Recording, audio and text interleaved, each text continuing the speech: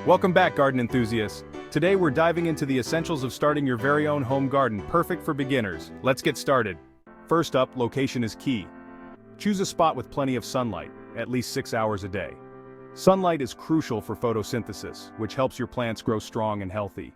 Plant on higher ground to avoid waterlogging. Good drainage is essential to prevent root rot and other water-related issues. A slight slope can help with natural water runoff. Control your water. Consistent moisture is vital, but be careful not to overwater. Too much water can be just as harmful as too little. A good rule of thumb is to keep the soil moist but not soggy. Find a sunny spot. Most vegetables need full sun to thrive.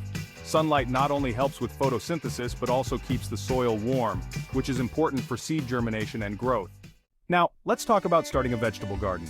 Place your garden close to your home so you can easily access it for daily checks. This proximity makes it more convenient to water, weed, and monitor your plants regularly. Remember, the sun affects soil temperature.